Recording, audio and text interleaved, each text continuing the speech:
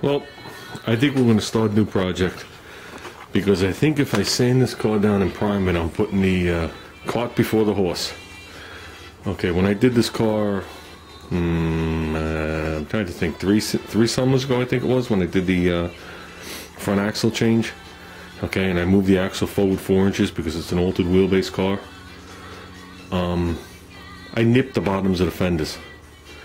I battled back and forth. I actually had a couple different fenders. I did it a couple different ways, because back then they did it a bunch of ways.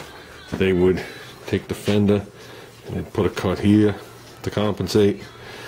On a lot of Novas you see them nipped off here or wherever you chose. A lot of the Mopars, they take the whole fender well and move it forward. So, you know, it depends who did it. What I did was, I forgot how much of it. I mean, I actually have the piece. I save everything. That's my problem. That's why I never have any room.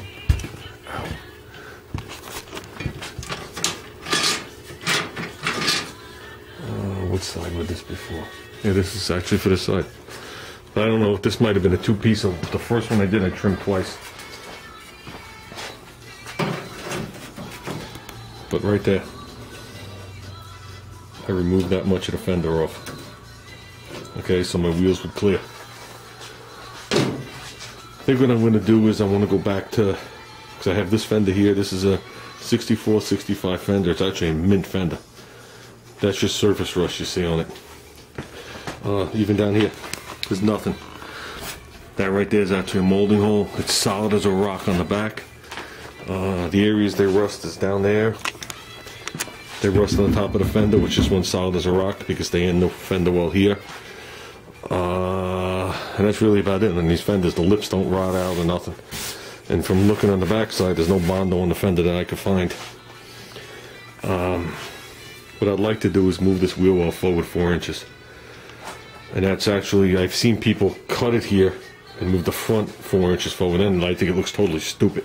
That's the only setup I don't like, because then it looks like I'm supposed to have a monster motor under there. Some people leave the wheel well where it is and nip it in the front like I did, because you have the fender well headers, and some people like to see them or whatever it is. Man, I'm getting attacked by mosquitoes again. Jesus Christmas. But I think what we're going to do here is I'm going to pick a spot. I mean, it'd be really cake if I was leaving the molding, but this is for a 330/440 model. It would have been a 440 because it had this molding and that molding. My car is a 220. 220 doesn't have any moldings. But what we're going to do is we'll pick a spot. I'm going to find a nice spot, like a spot where this is uniform. Okay, I'm obviously not going to cut it on an angle because that'll make it impossible for me to make a filler section. Okay, but we're going to find a spot, whatever it is, bring it up. We'll probably bring it up to this area here only because it flattens out at that point. Okay, it'd make it a lot easier to slide the fender forward. And then we'll find a spot, we'll stay tight to the well up here. You know, to like maybe right here and up. And we'll take that out. We're going to bring the whole section 4 inches forward. I'll regraft and redesign down here what I have to do. Basically, I have to keep this body line right here. And from the way this rounds up, this might require a little shortening down in this section. And then in the back, I'm going to put a filler section. Either from another fender or I'll make it. You know what I'm saying? It is. It's a flat piece. Has a little contour to it, then it's flat again.